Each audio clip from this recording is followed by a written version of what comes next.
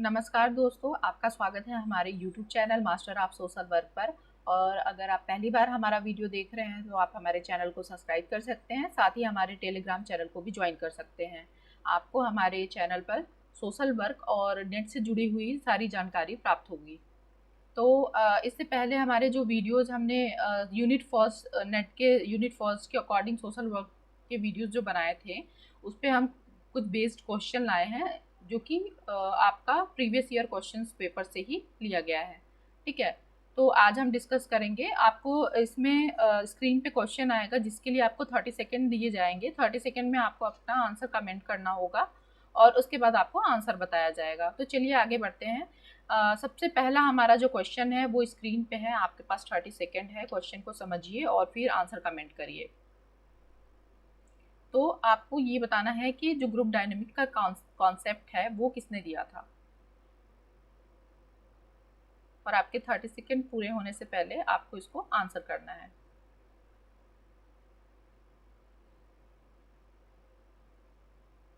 तो आपके 30 सेकेंड पूरे हो चुके हैं और इसका जो राइट आंसर है वो है कर्ट लेविन। कर्ट लेविन ने ग्रुप डायनेमिक का अपना जो कॉन्सेप्ट दिया था, आपको याद होगी फील्ड थ्योरी जो हमने पिछले वीडियो में जो पढ़ाया था जब, तो उसमें हमने बताया था कि इन्होंने अपना ये कॉन्सेप्ट भी दिया था ग्रुप डायनेमिक, जहाँ पे फील्ड थ्योरी का यूज़ आप कर रहे होते हैं। ठीक है, चलिए अब हम चलते हैं हमारे नेक्स्ट क्वेश्चन पे। तो ये है आपका सेकेंड क्वेश्चन और आपको 30 सेकेंड दिए गए हैं। इससे पूछा गया है कि रामकृष्ण मिशन जो है इसकी स्थापना कब की गई थी, और ये आपका जून 2020 में ये क्वेश्चन आया हुआ है। तो आपको इसको आंसर करना है। तो आपके 30 सेकेंड पूरे होने वाले हैं। Please comment your answer. तो आपका इसका आंसर है 1897। 1897 में स्वामी विवेकानंद सर, जो हमारे स्वामी विवेकानंद थे, स्वामी विवेकानंद, उन्होंने रामकृष्ण मिशन की स्थापना की थी, जो कि इनके गुरु थे, उनके नाम पर। ठीक है, चलिए फिर नेक्स्ट क्वेश्चन पे आते हैं। नेक्स्ट क्वेश्चन आपके स्क्रीन पे आ चुका है और आपको 30 सेकेंड दिए जा रहे हैं इसके लिए।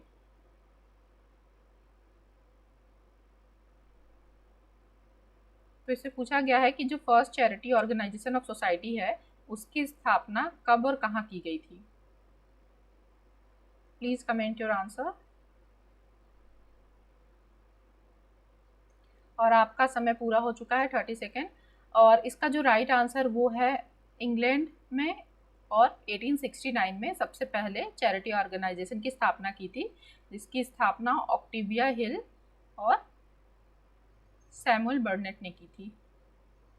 ठीक है, ये आप ज़रूर इसको नोट डाउन कर लीजिएगा, आप जो भी नोट्स बना रहे हैं, क्योंकि ये क्वेश्चन, इससे रिलेटेड क्वेश्चन आपके आते ही आते हैं। ठीक है, तो इसका आंसर जैसा कि आप देख पा रहे हो इंग्लैंड में हुआ था 1869 में। ठीक है, चलिए नेक्स्ट क्वेश्चन पे आते हैं। ये आपका नेक्स्ट क्वेश्चन आपकी स्क्रीन पे है और आपका टाइम स्टार्ट हो चुका है। तो इसमें आपको बताना है कि जो IFSW ने अपना ग्लोबल डेफिनेशन दिया है उसमें सोशल वर्क में क्या क्या इंक्लूडेड है इसमें से। तो आपके पास 30 सेकेंड, आप इसको कमेंट करें आपका आंसर क्या है। ये आपका जून 2020 में क्वेश्चन आया हुआ था। तो इसका जो राइट आंसर है वो है ऑप्शन नंबर ए, जिसमें ये चारों ही चीज़ें इंक्लूडेड हैं आपके डेफिनेशन में। आप जब डेफिनेशन आपने देखी होगी, आपको बताया गया होगा या आपने पढ़ा होगा, तो वहाँ पे आपको ये चीज़ देखने को मिल जाएगी। तो चलिए नेक्स्ट क्वेश्चन पे आते हैं और ये आपका नेक्स्ट क्वेश्चन है और आपके 30 सेकेंड स्टार्ट हो चुके हैं।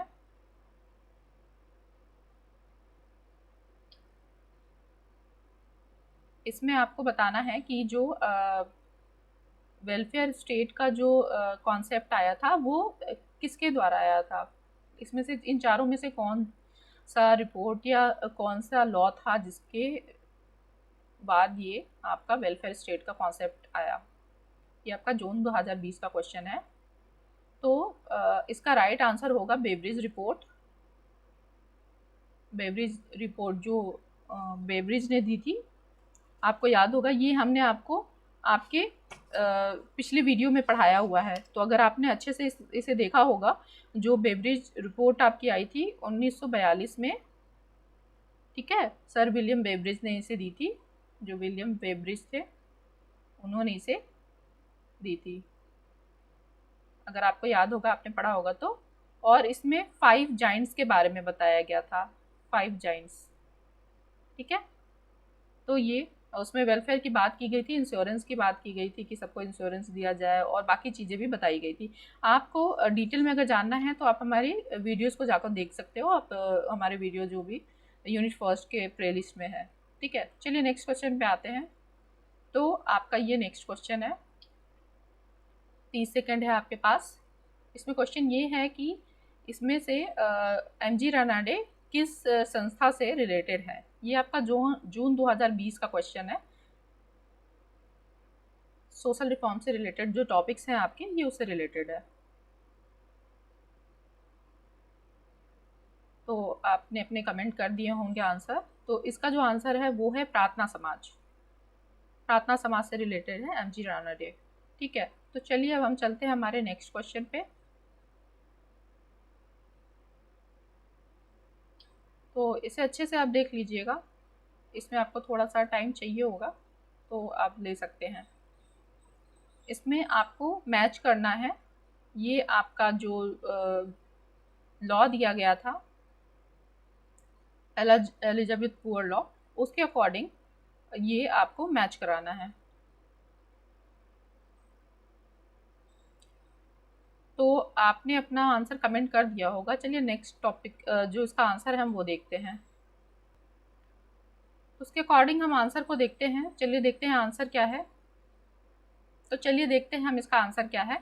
तो इसमें ऑप्शन नंबर ए सही है, तो इसको हम मैच करा लेते हैं। जो एबल बॉडीड पुअर थे वो वर्क हाउस या करेक्शनल हाउस में रहेंगे। एबल बॉडी मतलब कि जो कि शारीरिक रूप से सक्षम है, शारीरिक रूप से वो काम कर सकते हैं लेकिन काम नहीं कर रहे होते हैं, तो उनको वर्क हाउस या करेक्शनल हाउस में भेजा जाता था।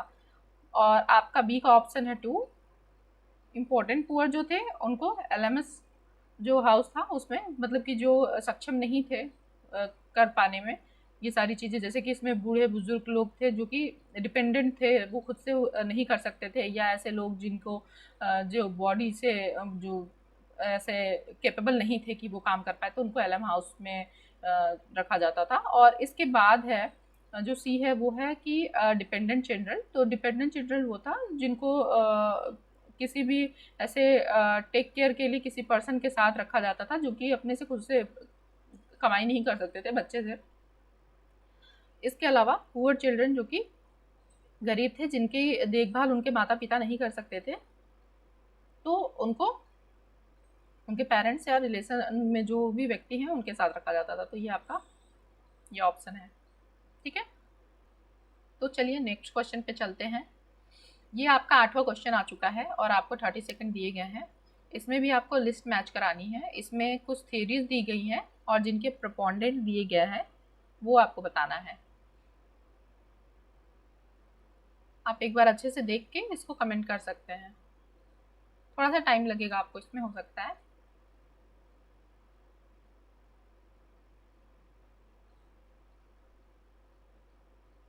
आशा है कि आपने कमेंट कर लिया होगा, क्योंकि अगर आपको एक या दो भी आइडिया होगा तो आप ऑप्शन से उसको चेक कर सकते हो। तो हम इसका आंसर चेक करते हैं। इसका आंसर है ऑप्शन नंबर सी। तो चलिए मैच करा लेते हैं। जो फील्ड थियरी है, जैसा कि हमने अभी पिछले क्वेश्चन में बात की, ये कर्ट लेविन ने दी थी। उसके बाद सोशल एक्सचेंज थियरी जो है उसको जॉर्ज होमिन्स ने दिया था। ये हमने आपको हमारे पिछले वीडियो में बताया भी है जब हम थियरीज पढ़ा रहे थे। उसके बाद आती है आपकी साइको सोशल डेवलपमेंट थियरी। इसको दिया था एरिक एरिक्सन ने, जिसमें उन्होंने 8 स्टेजेस बताए थे आपके, ठीक है। इसके बाद है कॉन्फ्लिक्ट थियरी जो कि लेविस्कोस ने दी थी। तो ये आपका राइट आंसर होगा, ठीक है। इसके लिए आप हमारे यूनिट फर्स्ट की प्लेलिस्ट देख जाके चेक कर सकते हैं, वहाँ पे आपको सारी थ्योरीज मिल जाएंगी। चलिए नेक्स्ट क्वेश्चन पे आते हैं। ये है हमारा 9वां क्वेश्चन और आपकी स्क्रीन पे आपके पास 30 सेकेंड्स हैं, आप इसको आंसर करिए। ये क्वेश्चन आपका दिसंबर 2018 में आया हुआ था। इसमें पूछा गया है कि पिजन मूवमेंट जो था वो किससे रिलेटेड है। तो आप इसको अच्छे से समझ लीजिए, देख लीजिए और फिर अपना आंसर कमेंट कर दीजिए। तो आपके 30 सेकेंड पूरे हो चुके हैं। इसका जो राइट आंसर होगा वो है तेलंगाना मूवमेंट। ठीक है, इसके लिए आप हमारे वीडियोस देख लीजिए। अगर आपको नहीं पता है मैं फिर से वही कहूँगी, या आपने आंसर कर दिया होगा तो अच्छी बात है। चलिए नेक्स्ट क्वेश्चन पे चलते हैं। तो ये हमारा नेक्स्ट क्वेश्चन है। इसमें आपको बताना है कि इसमें से पुअर लॉ जो आया था 1601 में, एलिजाबेथ पुअर लॉ, तो उसमें किसकी बात नहीं की गई थी। ठीक है, पुअर को कहाँ रखने की, जो गरीब थे उनको कहाँ रखने की बात नहीं की गई थी। 3 चीज़ें इसमें इंक्लूडेड होंगी, आपको बताना है कि इसमें नहीं, क्या मेंशन नहीं था। क्वेश्चन को हमेशा ध्यान में रख के समझिएगा, क्योंकि कई बार ऐसा होता है कि हम नोट पढ़ना भूल जाते हैं, तो इस चीज़ का ख्याल रखिएगा एग्जाम में। तो इसका करेक्ट आंसर होगा सेटलमेंट हाउस। जैसे कि अभी हमने पिछले क्वेश्चन में अभी डिस्कस किया कि हमने देखा कि वर्क हाउस में जो इम्पोर्टेंट पुअर थे, सॉरी, ये जो वर्क हाउस था इसमें वो लोग थे जो कि एबल बॉडीड थे, और एलम हाउस में जो कि इम्पोर्टेंट पुअर थे, और हाउस ऑफ करेक्शनल में भी जो आपके ऐसे लोग जो कि काम नहीं करना चाहते थे उनको भी वहाँ पे भेजा जाता था। ठीक है, तो चलिए हम चलते हैं हमारे नेक्स्ट क्वेश्चन की तरफ बढ़ते हैं। ये है हमारा 11वां क्वेश्चन। आपका टाइम स्टार्ट हो चुका है। इसमें आपको बताना है कि इसमें से कौन से ऐसे मूवमेंट हैं जो कि लोगों से जुड़े हुए, मतलब पीपल्स, मतलब कि जिसमें पब्लिक ने आके अपना योगदान दिया था। तो इसमें से कौन से मूवमेंट है। इसमें सेफ साइलेंट वैली है, नर्मदा बचाओ है, honour for women national campaign, उसके बाद निर्भया मूवमेंट। ये आपका 2018 के दिसंबर के क्वेश्चन पेपर में आया हुआ था। तो इसका जो राइट आंसर है वो हम देख लेते हैं। इसका राइट आंसर है ABCD, मतलब इसमें सभी में ही लोगों ने अपनी भागीदारी, जो इसमें जनता थी वो आकर उन्होंने इसमें अपनी भागीदारी निभाई थी। तो ये आपका क्वेश्चन है। चलिए ठीक है, नेक्स्ट क्वेश्चन पे चलते हैं। हमारा ये आपके सामने नेक्स्ट क्वेश्चन है। इसमें आपको बताना है कि जो चैरिटी ऑर्गेनाइजेशन थी 1877 में USA में, यहाँ पे ध्यान में रखिएगा, यहाँ पे USA की बात हो रही है। तो USA में कहाँ पे स्थापना हुई थी। तो ये 4 ऑप्शन दिए गए हैं, न्यूयॉर्क, बुफेलो, कोलंबिया और शिकागो। तो इसका जो राइट आंसर है वो होगा बुफेलो। ठीक है, चलिए नेक्स्ट क्वेश्चन पे चलते हैं। नेक्स्ट क्वेश्चन आपके स्क्रीन पे है, आपके पास 30 सेकेंड्स हैं। इसमें आपको बताना है कि जो Delhi School of Social Work है वो किसके इनिशिएटिव पे स्टार्ट हुआ था। Young Women's Christian Association, Delhi University, Young Women Men Christian Association, Social Service League. इसका राइट आंसर आपको बताना है। और 30 सेकेंड्स आपके पूरे हो चुके हैं। तो हमारा जो इसका आंसर है वो है यंग मेंस क्रिश्चियन एसोसिएशन। इसको याद रखिएगा, ये एग्ज़ाम के पॉइंट ऑफ व्यू से ज़रूरी भी है। इससे रिलेटेड क्वेश्चन आया हुआ था आपके जून में, जो अभी लास्ट पेपर हुआ है उसमें आपका ये आया हुआ था। ठीक है, जून 2023। चलिए तो फिर हम नेक्स्ट क्वेश्चन पे चलते हैं। ये है हमारा नेक्स्ट क्वेश्चन, आपके पास 30 सेकेंड्स है। इसमें आपको बताना है कि जो चैरिटी ऑर्गेनाइजेशन सोसाइटी लंदन में स्टार्ट हुई थी उसका जो पूरा नाम है वो क्या है। देखिए ये क्वेश्चन आपको लगेगा थोड़ा सा कि ये मतलब कहाँ से पूछ सकता है, लेकिन बट ये क्वेश्चन आया हुआ है आपके पेपर में ही, तो इसको बहुत ध्यान में रख के आपको आंसर करना होगा। तो इसका जो राइट आंसर है वो है London society for organizing charitable relief and repressing mendicancy. ये भी आपका जून 2023 का क्वेश्चन है। ठीक है, तो इसका ध्यान रखिएगा, क्वेश्चन कहीं से भी कुछ भी पूछे जा सकते हैं। आपको लगता है कि आप ऊपर ऊपर से पढ़ लेंगे तो काम नहीं चलने वाला है। और ये है हमारा नेक्स्ट क्वेश्चन आपकी स्क्रीन पे। इसमें पूछा गया है कि इसमें से जो चिपको मूवमेंट है उसमें इन चारों लोगों में से कौन कौन लोग थे जो कि एसोसिएटेड है। इसमें चंदी प्रसाद भट्ट हैं, गौरा देवी हैं, सुंदरलाल बहुगुणा हैं और पांडुरंग हेगड़े हैं। तो आपने अगर पढ़ा होगा अच्छे से तो इसका आंसर आप बहुत आराम से कर पाएंगे। तो चलिए चलते हैं, हम इसके आंसर को देखते हैं। तो इसका आंसर होगा ए, बी एंड सी। मतलब इसमें आपको चंडी प्रसाद भट्ट, गौरा देवी और सुंदर लाल बहुगुणा मिलेंगे। ठीक है, तो आज का ये जो एमसीक्यूज हमने सॉल्व कराया है ये हमारा यूनिट फर्स्ट से रिलेटेड है और ये सारे क्वेश्चन आपके प्रीवियस ईयर क्वेश्चन पेपर से लिए गए हैं। तो ये क्वेश्चन जो मैं आपको सॉल्व करा रही हूँ ये तो मैंने करा दिया है, बट इसके अलावा आप खुद से भी ट्राई करें कि ज़्यादा से ज़्यादा क्वेश्चन सॉल्व करें, क्योंकि आपको एक आइडिया हो जाएगा और आप एनालिसिस खुद कर पाओगे कि क्वेश्चंस में कैसे पेपर में कैसे क्वेश्चंस आएंगे और इनका ध्यान आपको रखना है। और जो भी आप नोट्स बना रहे हो साइड में, आप जो क्वेश्चंस आप पढ़ रहे हो और जो चीज़ें आपको आपके सिलेबस के दौरान या आपने कहीं से पढ़ी हो नहीं मिली हो बट क्वेश्चन पेपर में वो आया है, तो प्लीज़ उसे नोट डाउन कर लें ताकि उससे रिलेटेड अगर कुछ भी पूछता है तो आपके पास आपको उसकी जानकारी हो। सेम क्वेश्चन नहीं होगा, उसको कुछ ना कुछ चेंज करके वो लोग देंगे, तो इसका ध्यान आपको रखना है।